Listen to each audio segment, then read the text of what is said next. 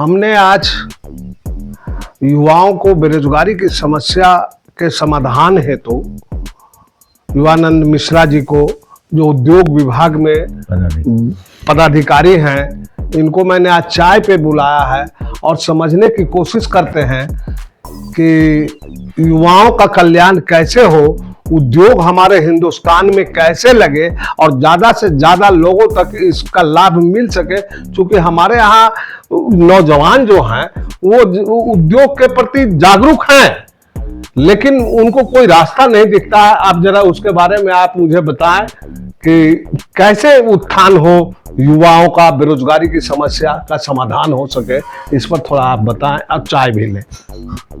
भारत में जितने भी योजनाएं सरकार बनाती है जी, वो रोजगार उन्मुख ही होता है और यह ख्याल रखा जाता है, युवा वर्ग में एक बांटा जाता है कि किस स्लैब का है, वो बड़े स्लैब का है, मध्यम स्लैब का है, छोटे स्लैब का है, ये निर्धारण किया जाता है। एक व्यक्ति विशेष में भी अपने आप में भी रोजगार के प्रति जागरूकता होना आवश्यक है। चाय ठंडी हो जाएगी सर।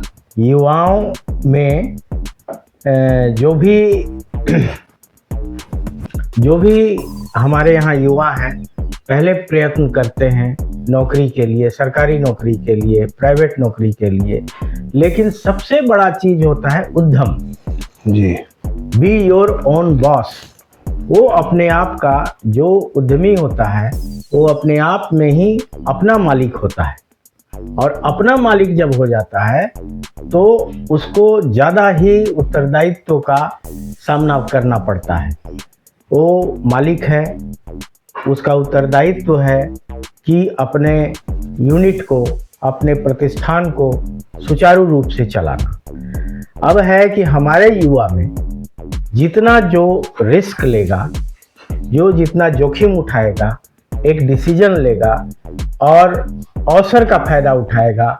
सरकार ने बहुत सारी नीतियां यहाँ पर बनाई है, जिसमें मुख्यमंत्री उद्यमी योजना है, स्टार्टअप है, प्रधानमंत्री रोजगार सृजन योजना है। ये योजनाएं इतने हैं और कई विभाग युवाओं और महिलाओं के लिए योजना बनाती है।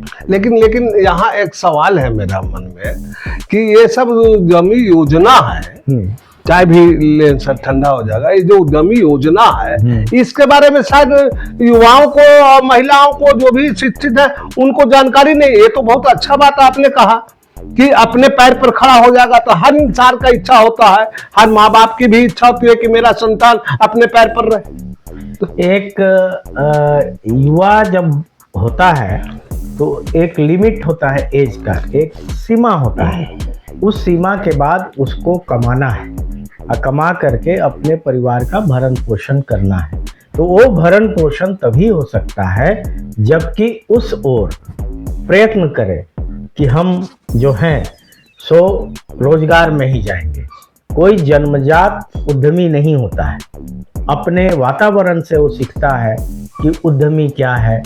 कोई भी व्यक्ति अभिज्ञ भी नहीं होता है उद्यमशीलता से। वो बाजार जा रहा है, दुकानदार से मिल रहा है, सामान ले रहा है, तो दुकानदार कौन है? एक बिजनेसमैन है। तो वो बिजनेसमैन से अपरिचित नहीं है, लेकिन वो उसको अपने जीवन में अगर ये लाए तो नौकरी से अच्छा उद्योग होता है। उद्योग से जो मुनाफा होता है, अंतिम जो इच्छा होती है किसी भी उद्यमी का, पैसे को कमाना और पॉजिटिव ढंग से कमाना। ये नहीं कि निगेटिव ढंग से कमाना, पॉजिटिव ढंग से कमाना, एक प्लानिंग के अनुसार चलना। एक जो उद्योग होता है उसका प्लान होता है। टाटा क्या है? एक प्लान के ऊपर बसा हुआ है। 5 साल का, 50 साल का प्लान बना दिया, उसी के अनुसार उसकी कंपनी चलती है और सारे स्टाफ उसी के अनुसार रन करते हैं और मुनाफा को अर्जित करते हैं। तो उद्यमी लोगों को जो प्रचार प्रसार की कमी नजर आ रही है, वो ग्राम क्षेत्र पर ग्राम प्रधान, मुखिया ये सबको जागरूक होकर करके युवाओं में, गाँवों में इसका प्रचार प्रसार करना चाहिए। लेकिन हम ये भी मानते हैं कि सरकार की ओर से जितना भी प्रचार प्रसार हो रहा है वो बहुत ज़्यादा हो रहा है और उन लोगों को जागरूकता भी है। एक महिला समिति से लेकर करके एक स्टार्टअप तक प्रधानमंत्री जी ने जो चलाया है उसमें लाभ बहुत ही हो रहा है और लोग नए नए उद्योग को भारत के धरती पर ला रहे हैं। आपने कहा कि उद्योग का लाभ हो रहा है युवाओं के बीच में, लेकिन मैं समझता हूं, जहां तक मुझे अनुभव है, कि इसका लाभ युवाओं को कहां मिल पा रहा है। उद्योग के प्रति जागरूकता है उसकी। ऐसा सरकार कोई नीति अख्तियार करता कि जितनी भी बेरोजगारियां आज है हिंदुस्तान के अंदर, छोटा छोटा लघु उद्योग के माध्यम से, जैसे कि उसको परेशानी कहाँ हो जाती है, मुख्य परेशानी बैंक में जानकारी नहीं है। बैंक में गया, अगर जानकारी भी किसी को मिला तो बैंक कह दे रहा है कि हमारे यहाँ इस तरह की कोई योजना नहीं है। अगर बताया भी योजना है तो बोल रहा है इतना घूस लगेगा, इतना ये लगेगा। ये सब सिस्टम सही अगर होता तो शायद मैं समझता हूँ कि घर घर में आज उद्योग होता। देखिए, जहाँ तक बात है कि इन लोगों को लाभ नहीं मिल रहा है, लाभ इतने संख्या में मिल रहा है, वो तब आपको नजर आएगा जबकि बड़े बड़े इंडस्ट्री खड़े हो जाएंगे और उसका जो बिल्डिंग आपको खड़ा हो जाएगा इंडस्ट्री का, तब आपको नजर आएगा। छोटे छोटे उद्योग हमारे यहाँ, कुटीर उद्योग, कौशल कला का उद्योग, स्टार्टअप का उद्योग एक किया जा रहा है, क्योंकि हमारे युवा वर्ग में थोड़ा सा जोखिम लेने का, मैं बोला ना कि जोखिम, जितना जोखिम लीजिएगा उतना आपका, और जितना आपको आर्थिक शक्ति है और सरकार की आर्थिक शक्ति का लाभ, ये दोनों मिल कर करके एक उद्योग में इन्वेस्टमेंट का एक वजह बनता है जिसके कारण वो आगे बढ़ता है। तो बहुत ही छितराया हुआ औद्योगिकरण हमारे यहाँ हो रहा है। हमारे यहाँ नहीं, पूरे विश्व में उद्योग से एक हट कर करके एक सर्विस सेक्टर भी आया है। सर्विस सेक्टर में काफ़ी लाभ है।